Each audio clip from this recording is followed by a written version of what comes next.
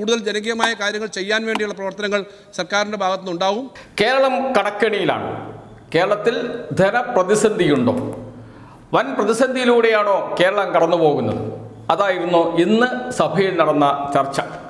കേരളത്തിൽ സാമ്പത്തിക പ്രതിസന്ധിയുണ്ട് എന്ന് സ്ഥാപിക്കാനും ഈ സർക്കാർ വമ്പിച്ച പരാജയമാണ് എന്ന് വരുത്തി തീർക്കാനുമുള്ള ശ്രമമാണ് പ്രതിപക്ഷത്തു നിന്നും ഉണ്ടായത്. സ്വാഭാവികമാണ്. എന്നാൽ കെ.എൻ. ബാലഗോപാൽ കൊടുത്ത മറുപടിയുണ്ട്. എണ്ണി അക്കമിട്ട് നിരത്തി മറുപടി പറഞ്ഞു എന്നൊക്കെ പറയാറില്ലേ?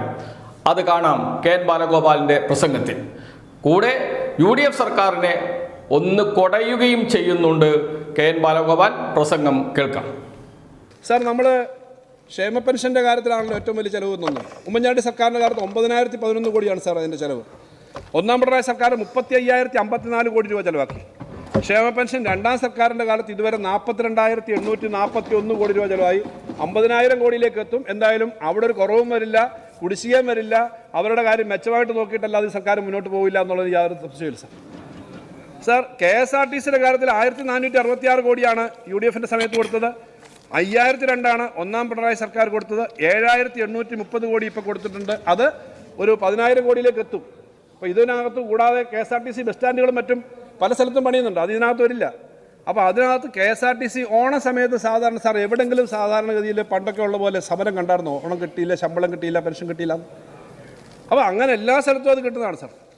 ജൽജീവൻ മിഷൻ്റെ കാര്യം ഞാൻ പറഞ്ഞു സാർ. SC/STയുടെ കാര്യത്തിനകത്ത് സ്കോളർഷിപ്പുകളെ സംബന്ധിച്ച് ഇവിടെ പറഞ്ഞു സാർ. ഈ സ്വർണം കൊടുക്കുക എന്നുള്ളതല്ല, അതിന് പ്രോത്സാഹന സമ്മാനം കൊടുക്കുന്നതിന് തുക കൊടുക്കുക എന്നുള്ളതാണ് ഇപ്പോൾ SC/ST സ്കോളർഷിപ്പിൽ ചെയ്യുന്നതെന്നാണ് എൻ്റെ വിവരം. ഞാൻ ആ വിവരമാണുള്ളത്. അല്ല, ഈ സ്വർണ്ണ നാണയം കൊടുക്കുന്നില്ല. പക്ഷേ സാർ, സ്കോളർഷിപ്പ് പണം കൊടുത്തതിനെ പറ്റി തെറ്റിദ്ധരിപ്പിക്കരുത്. ആ ഒരു മേഖലയിൽ തെറ്റിദ്ധരിപ്പിക്കാൻ പാടില്ല. പാവപ്പെട്ട മനുഷ്യന് പണം കൊടുക്കുന്നില്ല എന്ന് തെറ്റിദ്ധരിപ്പിക്കാൻ പാടില്ല സാർ. SC/ST മേഖലയിൽ ഉമ്മൻചാണ്ടി സർക്കാരിൻ്റെ സമയത്ത് 2,069 കോടിയാണ് കൊടുത്തത് 5 വർഷം.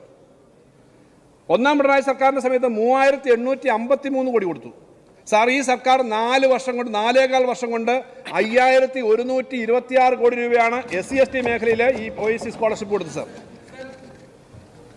Yes minister. ബഹുമാനപ്പെട്ട മന്ത്രി തെറ്റിദ്ധരിപ്പിക്കരുതെന്ന് പറഞ്ഞുകൊണ്ടാണ് ഞാൻ പറയുന്നത്. ഞാനാണ് സംസാരിച്ചത്. ഞാൻ 18/9/2025 ശ്രീ തിരുവഞ്ചൂർ രാധാകൃഷ്ണൻ്റെ ചോദ്യത്തിന് പട്ടികജാതി പട്ടികവർഗ പിന്നോക്ക ക്ഷേമ വകുപ്പ് മന്ത്രി ശ്രീ OR കേളു തന്ന മറുപടി, ഈ നിയമസഭയിൽ തന്ന മറുപടിയാണ് ഞാൻ വായിച്ചത്. ഇത്രയും കുടിശ്ശികയുണ്ട്, അതെങ്ങനെ തെറ്റിദ്ധരിപ്പിക്കലാവുന്നു? ഈ മന്ത്രി, നിങ്ങളുടെ മന്ത്രിസഭയിലെ ഒരു മന്ത്രി, അദ്ദേഹത്തിൻ്റെ വകുപ്പിൽ ഈ സ്കോളർഷിപ്പിൻ്റെ കുടിശ്ശിക തന്ന കണക്കാണ് ഞാൻ വായിച്ചത്. അതെങ്ങനെ തെറ്റിദ്ധരിപ്പിക്കലാണ്? അല്ല, അതിനു മുമ്പ് മറ്റ് സംസാരിച്ച ആളുകളും ഭീമമായ തുക എന്ന് പറഞ്ഞു. അങ്ങ് പറഞ്ഞ തുകയെല്ലാം കൂടി ഞാൻ കൂട്ടി 10,200 ചില്ലാനും കോടിയാണുള്ളത് സാർ.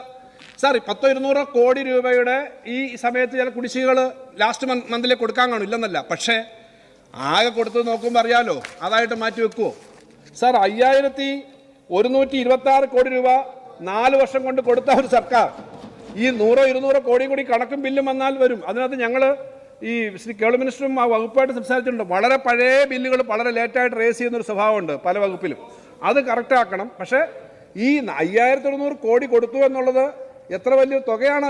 ഈ 1,250 കോടിയെങ്കിലും ഒരു വർഷം വെച്ച് കൊടുത്തിട്ടുണ്ട്. അതിനകത്ത് ഒരു കാരണവശാലും SC/ST അതുപോലെ OEC ഏറ്റവും ദുർബലരായ ആളുകളുടെ പണത്തിന് യാതൊരു തടസ്സവും വരില്ല എന്നുള്ള കാര്യം ഈ സഭയിൽ ഉറപ്പ് നൽകാൻ വേണ്ടി ഞാൻ ഈ അവസരം ഉപയോഗിക്കുകയാണ് സാർ. സാർ, ഈ ഗ്രാൻഡ് ഉൾപ്പെടെ എല്ലാം ഞാൻ ഈ പറയുന്നത് സാർ. മറ്റ് സ്കൂൾ പാചക തൊഴിലാളിയും പ്രീ പ്രൈമറി നെല്ല് സംഭരണമൊക്കെ ബഹുമാനപ്പെട്ട മന്ത്രി പറഞ്ഞു എന്നുള്ളതുകൊണ്ട് ഞാനത് പറയുന്നില്ല സാർ. വിപണി ഇടപെടലിന് ഉൾപ്പെടെ റേഷൻ സബ്സിഡിക്ക് ഉൾപ്പെടെ എല്ലാ മേഖലയിലും വലിയ തോതിൽ പണം അധികം കൊടുത്തതിൻ്റെ കണക്കുകളുണ്ട്. ഞാനതെല്ലാം സമയമെടുത്തിട്ട് വായിക്കുന്നില്ല സാർ. ഇത് ഈ എല്ലാ മേഖലയിലും നമ്മൾ ഇങ്ങനെ എത്തിക്കാൻ വേണ്ടി ശ്രമിക്കുന്നൊരു സർക്കാരാണ്. എന്നാൽ നമ്മൾ വലിയ ചില ബുദ്ധിമുട്ടുകൾ നേരിടുന്നുണ്ട്. അത് കളക്റ്റീവായിട്ട് നേരിടേണ്ടതാണ് സാർ. ഈ സഭയിൽ തന്നെ GST സംബന്ധിച്ച് നമ്മൾ ഒരു ചർച്ച ചെയ്യേണ്ടതുണ്ടെന്നാണ് എൻ്റെ അഭിപ്രായം. പിന്നീട് ഇനിയും അടുത്ത ഒരാഴ്ചയുണ്ടല്ലോ. ഇന്ത്യയിലെ എല്ലാ സംസ്ഥാനങ്ങളും ആ കാര്യത്തിനകത്ത് താല്പര്യമുണ്ടെങ്കിലും പ്രതിപക്ഷ സംസ്ഥാനങ്ങൾ 8 സംസ്ഥാനങ്ങൾ ഞങ്ങൾ ഒരുമിച്ച് ചേർന്നു. ഇനിയായാലും ആ കാര്യത്തിന് കളക്റ്റീവായിട്ടുള്ള മുന്നോട്ട് പോകണമെന്നാണ് വിചാരിക്കുന്നത്. ഇത്രയും വലിയ നികുതി കുറഞ്ഞാൽ സംസ്ഥാനങ്ങൾക്ക് കോമ്പൻസേഷൻ കിട്ടിയില്ലെങ്കിൽ ഏത് സർക്കാരായാലും പ്രതിസന്ധിയിലാവും. അങ്ങനൊരു പ്രതിസന്ധി ഉണ്ടാവരുത്. ഇപ്പോൾ നമ്മൾ അഡ്ജസ്റ്റ് ചെയ്യുന്നു. പക്ഷേ നമുക്കിത് ചെയ്യുന്നതിനൊരു ലിമിറ്റുണ്ട്. ഇപ്പം തന്നെ കേരളത്തിന് കിട്ടേണ്ട നികുതി വിഹിതം നേരത്തെ കിട്ടിക്കൊണ്ടിരുന്നത് 3.82 ആയിരുന്നെങ്കിൽ അത് കുറഞ്ഞിപ്പോൾ 1.92 ഉള്ളൂ. 1.92 എന്ന് പറഞ്ഞാൽ 27,000 കോടി രൂപയാണ്. ആ 27,000 കോടിയുടെ ഇരട്ടി കിട്ടേണ്ടതാണ് കേരളത്തിന് കിട്ടാതിരിക്കുന്നത്. ധനകാര്യ കമ്മീഷൻ്റെ റിപ്പോർട്ട് ഇപ്പോൾ വരുമ്പോൾ ഒക്ടോബറിൽ വരുമെന്നാണ് സർ കണക്ക്. 31-ാം തീയതി ഒക്ടോബറിലാണ്, ഈ മാസം അവസാനമാണ് സാധാരണ റിപ്പോർട്ട് വരേണ്ടത്. അത് വന്നു കഴിഞ്ഞാൽ നമുക്കറിയാം അടുത്ത 5 വർഷം എന്താവും. പക്ഷേ ആ പണം മാത്രമാണ് സാർ. ബോറോയിങ്ങിൻ്റെ കാര്യം ഞാൻ പറഞ്ഞു. നികുതിയുടെ കാര്യത്തിൽ നമുക്ക് ഈ 41% ഇന്ത്യയുടെ 41 താഴോട്ട് കൊടുക്കുന്നതിന് 41% തരുമ്പോൾ തന്നെ സെസ് സർചാർജ് അവർ കളക്ട് ചെയ്യുന്നതിൻ്റെ ഭാഗം നമുക്ക് തരുന്നില്ല. അങ്ങനെ വരുമ്പോൾ നമുക്ക് യഥാർത്ഥത്തിൽ 31-32% കിട്ടുന്നുള്ളൂ. ഇത്തരം കാര്യങ്ങൾ സജീവമായി ചർച്ച ചെയ്യുന്നതിന് രാഷ്ട്രീയത്തിൻ്റെ വ്യത്യാസമില്ലാതെ ഈ സഭ ചർച്ച ചെയ്യേണ്ടതാണ്. ഇവിടെ നമ്മളിതിനകത്തൊരു വലിയ ബാലൻസിങ് ട്രപ്പീസാണെന്ന് പറയാം. ഇങ്ങനൊരു സാഹചര്യത്തിൽ എങ്ങനെയാണ് ഒരു സംസ്ഥാനം മുന്നോട്ട് പോകുന്നത്? ഈ ബുദ്ധിമുട്ടുകളെല്ലാം നേരിട്ട് കൊണ്ടുപോകുക. നമ്മുടെ വലിയൊരു പ്രതീക്ഷയുണ്ട് സാർ. നമ്മൾ ഇവരെന്ത് പറഞ്ഞാലും കീഴ്പ്പെടാൻ പോകരുത് എന്നുള്ളതാണ്. കേരളീയൻ എന്ന നിലയിൽ കേരളത്തിലെ ഓരോരുത്തരുടെയും താല്പര്യം സംരക്ഷിച്ചുകൊണ്ട് കേരളം അങ്ങനെയുള്ള ഒരു ശ്വാസം മുട്ടിക്കലും പിന്നെ കീഴ്പ്പെടാൻ പാടില്ല. അതിനകത്ത് നമുക്ക് വ്യത്യാസമൊന്നും ഉണ്ടാകാൻ പാടില്ല. നമ്മൾ പറഞ്ഞു ഈ വയനാട് ദുരന്തം ഉണ്ടായപ്പോൾ കേന്ദ്രത്തിൽ നിന്ന് കടമാണ് കിട്ടിയത്. ഇപ്പോൾ കടം കിട്ടുന്നതിന് മുമ്പ് നമ്മൾ ബഡ്ജറ്റിൽ പറഞ്ഞു ആദ്യത്തെ ബഡ്ജറ്റ് പ്രഖ്യാപനം 750 കോടി രൂപ വയനാട് റീഹാബിലിറ്റേഷന് വേണ്ടി മാറ്റിവെക്കുന്നതാണ്. എങ്ങനെയാ പണം ഉണ്ടാക്കുമെന്ന് തീരുമാനിച്ചിട്ടാണ് സാർ. അങ്ങനെ പണം നമുക്ക് ഓരോരുത്തർക്കും കണ്ടെത്തേണ്ടി വരും. ഇനിയായാലും ഈ ബുദ്ധിമുട്ടൊക്കെ ഉണ്ടെങ്കിലും നമ്മൾ സാമൂഹ്യക്ഷേമ പെൻഷൻ നിർത്തിയിട്ടില്ല, ആശുപത്രിക്ക് കൊടുക്കേണ്ടത് നിർത്തിയിട്ടില്ല, സ്കൂളുകൾക്ക് കൊടുക്കേണ്ടത് നിർത്തിയിട്ടില്ല, ലൈഫ് പദ്ധതി ഇല്ലാതാക്കാൻ പറ്റില്ല, ഭക്ഷണരംഗത്ത് ഇല്ലാതാക്കാൻ പറ്റില്ല. പക്ഷേ ഈ പ്രതിസന്ധിയെ നേരിടണമെങ്കിൽ എങ്ങനെയാണ്? ഇന്ത്യ ഗവൺമെൻറ് നയം മാറണം. ആ ഗവൺമെൻറ് തന്നെ പലപ്പോഴും അവരുടെ അഭിപ്രായങ്ങൾ നമുക്ക് യോജിപ്പില്ല. പിന്നെ അതിനകത്ത് ഞങ്ങൾ അഭിപ്രായം പറയുമോ ഇല്ലയോ എന്നൊക്കെ ഇവിടെ പറഞ്ഞു. ശ്രീ അനിൽകുമാറിനെ പോലെ സീനിയറായ ഒരു അംഗം പറയാൻ പാടില്ലായിരുന്നു. പിണറായി വിജയൻ മുഖ്യമന്ത്രി ഒരൊറ്റ അക്ഷരം പറഞ്ഞിട്ടുണ്ടോന്ന്? സംസ്ഥാനത്ത് ഏത് മുഖ്യമന്ത്രിയാ ഡൽഹി പോയിട്ട് BJP ഗവൺമെന്റിനെതിരെ സമരം ചെയ്യാൻ ഈ കാലയളവിൽ തയ്യാറായിട്ടുള്ളത്? അവിടെ പോയിട്ട് സമരം ചെയ്യാൻ? ഡൽഹി പോയി പറയുന്നത് കേരളത്തിൽ പറയുന്നതിനേക്കാൾ കുറഞ്ഞാണോ? പ്രധാനമന്ത്രിയുടെ മൂക്കിന് കീഴിൽ പാർലമെന്റ് സ്ട്രീറ്റിൽ കേരളത്തിലെ മന്ത്രിമാരും MLA മാരും ഞങ്ങൾ നിങ്ങളെ ക്ഷണിച്ചിരുന്നു. നിങ്ങളുടെ ഘടകകക്ഷികൾ മറ്റുള്ളിടത്തുനിന്ന് വന്നു. അവിടെ പോയിട്ട് പ്രധാനമന്ത്രിയുടെ മൂക്കിന് കീഴിൽ ഒരു സമരം ചെയ്യാൻ തയ്യാറായ, അതുപോലെ ഓരോ ദിവസവും ഞങ്ങൾക്ക് രാഷ്ട്രീയ നിലപാടുണ്ട്. രാഷ്ട്രീയ നിലപാട് ഓരോ ദിവസവും പറയുന്നതാണ്. ഞങ്ങൾ ഒത്തുതീർപ്പാക്കില്ല. ഞാൻ പറയുകയാണെങ്കിൽ ഞങ്ങൾ പറയേണ്ടി വരും, കേരളത്തിലെ LDFനോട് വന്ന് മത്സരിക്കാനാണോ വളരെ പ്രധാനപ്പെട്ട പ്രമുഖ നേതാവായിട്ടുള്ള രാഹുൽ ഗാന്ധിയും പ്രിയങ്കാ ഗാന്ധിയും തയ്യാറാവേണ്ടതെന്ന ചോദ്യം കൂടി ചോദിക്കേണ്ടി വരും. ഇന്ത്യയിലെ LDFനെയും ഇന്ത്യയിലെ ഇന്ത്യ മുന്നണിയെയും, ഇന്ത്യ മുന്നണിയുടെ ഭാഗം തന്നെയാണ് നമ്മളൊക്കെ. ഇന്ത്യ മുന്നണി അല്ലെങ്കിലും ഇന്ത്യ ആ സഖ്യത്തിൻ്റെ പ്രവർത്തനങ്ങൾ സഹകരിക്കുന്നവരാ. ഞങ്ങൾ ദുർബലപ്പെടുത്താൻ നിന്നിട്ടില്ല. ഞങ്ങൾ അഭിപ്രായം പറയുന്നവരുമാണ്. കേരളത്തിൽ ശ്രീ അമിത്ഷാ വന്നപ്പോഴും മറ്റുള്ളവർ വന്നപ്പോഴും ഒക്കെ അഭിപ്രായം നമ്മൾ പറഞ്ഞിട്ടുണ്ട്. അപ്പോൾ അതിനകത്തൊന്നും ഞങ്ങൾ കോംപ്രമൈസ് ചെയ്യുന്ന കാര്യമില്ല. സംസ്ഥാന ഗവൺമെൻറ് ആ കാര്യം പറഞ്ഞിട്ടുണ്ട്. ആ നിലപാടിനകത്ത് തന്നെയാണ് നിൽക്കുന്നത്. നമുക്ക് ശക്തമായിട്ട് ആ നിലപാടുകൾ കൊണ്ടുപോകണം.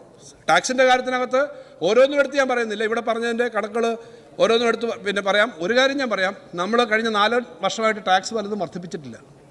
മദ്യത്തിന് നികുതി വർദ്ധിപ്പിക്കാത്ത ഒരു കാലയളവായത്. എന്തുകൊണ്ടാണ് വർദ്ധിപ്പിക്കാഞ്ഞേ? ഡ്രഗ് സത്യത്തിൽ എല്ലാ 2 വർഷം കൂടുമ്പോഴെങ്കിലും വർദ്ധിപ്പിച്ചുകൊണ്ടത്. ഞാൻ പറയുന്നത് അതൊരു കൺസ്ട്രെയിൻ ഉണ്ട്. അതിനകത്ത് മദ്യത്തിൻ്റെ അളവ് കച്ചവടം അധികം കൂടുന്നില്ല. മദ്യത്തിന് ടാക്സ് കൂട്ടിയിട്ടില്ല. സാധാരണ 2 വർഷത്തിലേക്ക് കൂട്ടുന്നതാണ്, അല്ലെങ്കിൽ 1 വർഷത്തിലേക്ക് കൂട്ടുന്നതാണ്. ഒരു കുപ്പിയുടെ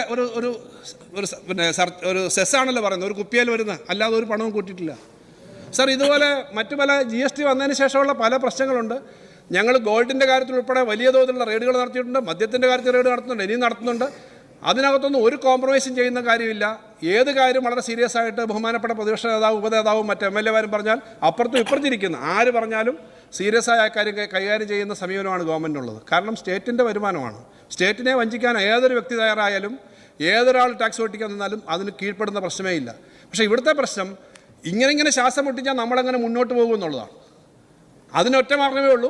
ഇന്ത്യ ഗവൺമെൻറ് നയം മാറണം. നമുക്ക് ജോയിൻ്റായിട്ട് ഇനി ഫൈറ്റ് ചെയ്യണം. ഇവിടെ ഫൈറ്റ് ചെയ്യുന്ന പൊളിറ്റിക്കലി കേരളത്തിൽ ഇവിടെ വലിയൊരു ചോദ്യം വന്നു. ഈ ഹിന്ദു പത്രത്തിൻ്റെ ചർച്ചയിൽ കോൺഗ്രസിൻ്റെ ഡെപ്യൂട്ടി CM-ഉം ഞാനുമാണ് ഇരിക്കുന്നത്. അപ്പോൾ കേരളത്തിൽ നിങ്ങളെങ്ങനെയാണ്? ഞാൻ പറഞ്ഞു, കേരളത്തിൽ ഞങ്ങൾ വളരെ രാഷ്ട്രീയമായ എതിർപ്പാണ്. തൃണമൂൽ കോൺഗ്രസിൻ്റെ ആളുകളുണ്ടായിരുന്നല്ലോ ഈ ഇന്ത്യയിലെ 8 മന്ത്രിമാരുടെ കൂട്ടത്തിൽ. പക്ഷേ അവിടെ രാഷ്ട്രീയമായി ഞങ്ങൾക്ക് വ്യത്യസ്ത അഭിപ്രായം ഉണ്ടാകും. നയം തുടരും. പക്ഷേ കേരളം ഉണ്ടാവണം, ഇന്ത്യ ഉണ്ടാവണം, സംസ്ഥാനങ്ങൾ ഉണ്ടാവണം. അതിനകത്ത് ഞങ്ങൾ ജോയിൻ്റായിട്ട് ഫൈറ്റ് ചെയ്യും.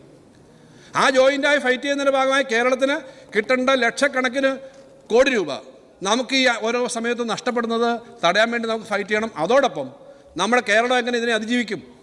കേരളത്തിലെ ചെറുപ്പക്കാർ ലോകത്തെല്ലായിടത്തും പോയി ജോലി ചെയ്ത് മാത്രമല്ല, ഈ കേരളത്തിനകത്ത് ഈ ജോലി ചെയ്യാം, വ്യവസായം നടത്താം, അതിന് പറ്റുന്ന അന്തരീക്ഷമുണ്ട്. ഇവിടുത്തെ എക്കണോമിക് ആക്ടിവിറ്റി വർദ്ധിപ്പിക്കാനും ഉൾപ്പെടെയുള്ള പ്രവർത്തനം നടത്താനുള്ള നമ്മൾ ഗവൺമെൻറ് പ്ലാൻ ചെയ്യുന്നത്. അതുകൊണ്ട് ധനകാര്യ രംഗത്ത് അതെല്ലാം ചേർത്തിട്ടുള്ളൊരു കാര്യം തന്നെയാണ് ചെയ്യാൻ നിൽക്കുന്നത്. ഇനിയും അത് കൂടുതൽ കൂടുതൽ ജനകീയമായുള്ള കാര്യങ്ങൾ തന്നെ ചെയ്യാനാണ് ആഗ്രഹിക്കുന്നത്. ആ ചർച്ചകളുടെ അടിസ്ഥാനത്തിൽ വന്ന സ്പിരിറ്റോട് ഉൾക്കൊണ്ട് തന്നെ കൂടുതൽ ജനകീയമായ കാര്യങ്ങൾ ചെയ്യാൻ വേണ്ടിയുള്ള പ്രവർത്തനങ്ങൾ സർക്കാരിൻ്റെ ഭാഗത്തുനിന്നുണ്ടാവും. ധനകാര്യ വകുപ്പ് അക്കാര്യത്തിനകത്ത് പ്രവർത്തനം നടത്തുമെന്നും മാത്രമാണ് പറയാനുള്ളത് സാർ. അതുകൊണ്ട് ഈ പ്രമേയത്തിൻ്റെ ഭാഗമായി നടന്ന ചർച്ച ഇതാണെങ്കിലും അങ്ങനെ അടിയന്തര പ്രാധാന്യം എന്ന നിലയിൽ പ്രശ്നങ്ങളുള്ള കാര്യമായിട്ടല്ല ഞങ്ങൾ കാണുന്നത് സാർ.